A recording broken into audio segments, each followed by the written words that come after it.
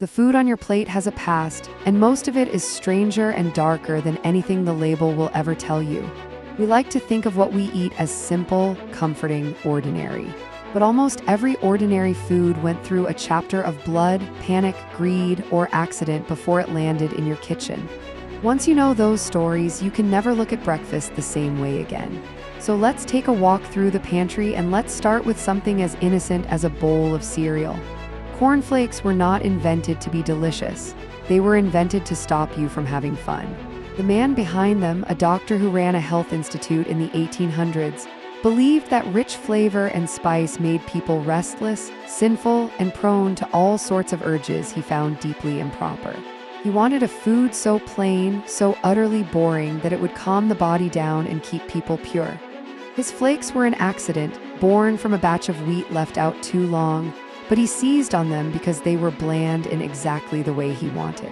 The sugary, cheerful cereal we pour every morning is the great-grandchild of a joyless experiment designed to make us feel less alive. And yet here we are, adding sugar to it by the spoonful, doing the exact opposite of what its creator ever intended. Now pour yourself a coffee, because the drink that fuels half the planet has a beginning soaked in suspicion and control. Coffee spread out of the highlands of Africa and across the Arab world, and everywhere it went, authorities panicked. Rulers noticed that people who drank it stayed up late, talked politics, argued, laughed, and organized. Coffee houses became places where ideas moved faster than any king could follow, and more than once, leaders tried to ban the drink outright, convinced it made people dangerous. Think about that the next time you sip your morning cup. The thing keeping you awake was once feared precisely because it kept whole cities awake and thinking.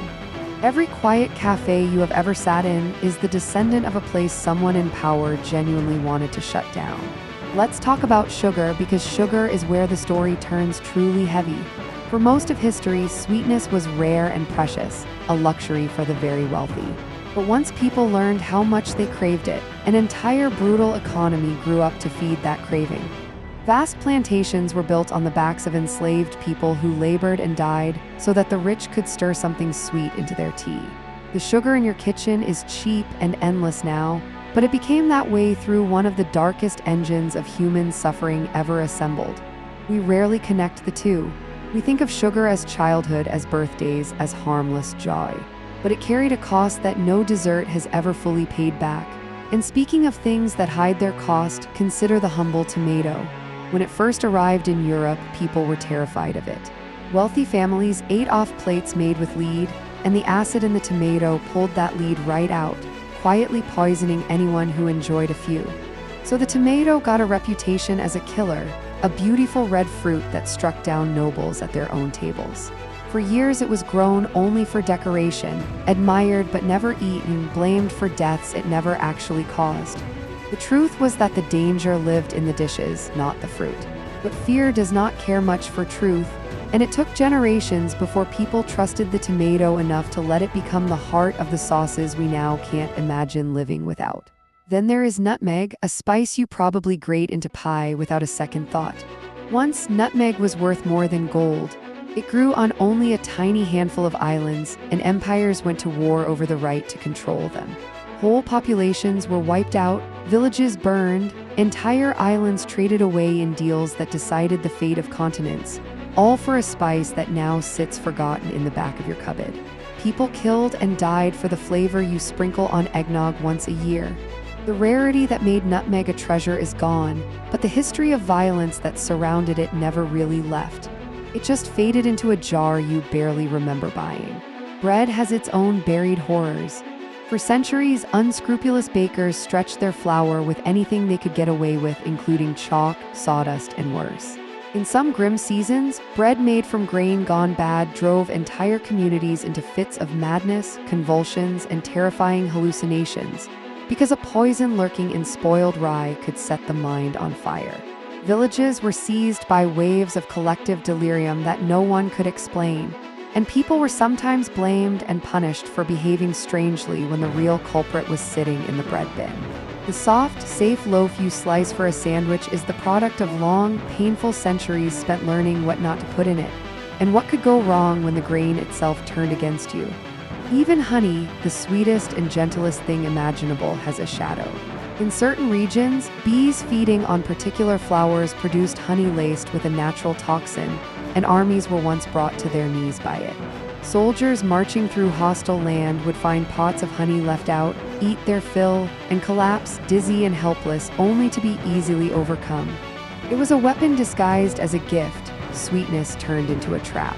The honey you drizzle without a care was, in another time and place, a silent ambush waiting to unmake an entire fighting force.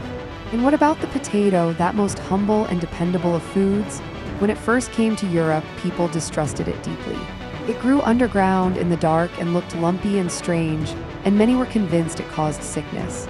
Some rulers had to trick their own people into eating it, planting royal fields and pretending the crop was so valuable it needed guarding, knowing full well that hungry villagers would sneak in and steal what they thought was forbidden. But once the potato took hold, whole nations leaned on it so heavily that when disease struck the crop, the failure brought famine, death, and desperate waves of people forced to flee their homes forever. A single vegetable held the fate of millions, first scorned, then trusted too completely, then turned into tragedy. Chocolate, too, hides a bitter root beneath its sweetness. Long before it was a treat, it was a sacred drink, thick and spiced and served in rituals, sometimes tied to sacrifice and offered to the gods. When it crossed the ocean, it was transformed into a luxury for the powerful, and the desire for it helped drive the same brutal plantation systems that shadowed sugar. The chocolate bar you unwrap so casually carries centuries of ceremony, conquest, and exploitation folded invisibly inside it. What tastes like pure indulgence was, for a very long time, anything but simple and anything but kind. So what do we do with all of this? We could feel guilty or squeamish or refuse to look. But I think there's something better. Every one of these foods survived its dark chapter and became part of ordinary life, part of the small comforts that get us through the day. The coffee that kings feared now brings friends together. The tomato once thought poisonous now feeds families around the world. The potato that caused catastrophe still nourishes billions. These histories don't ruin the food, they deepen it. They remind us that nothing on our table is truly ordinary, that behind every bite is a long, tangled human story of fear and hunger and stubborn survival. The next time you sit down to eat, take a second to really look at what's in front of you. That plate is a museum, and every ingredient on it earned its place through a story you were never taught. That cupboard is an archive, stacked with jars that once meant fortune, fear, or ruin to somebody long before you. Every jar and box holds a secret that people once fought over, feared, or died for. We've smoothed all of it into convenience, wrapped it in bright colors, and forgotten the strangeness underneath. But the strangeness is still there, waiting in the most everyday things we own. And once you start seeing it, you'll never stop. Because the truth is that the darkest and most surprising history in the world isn't hidden in some distant place. It's sitting quietly in your kitchen, right now, asking to be remembered.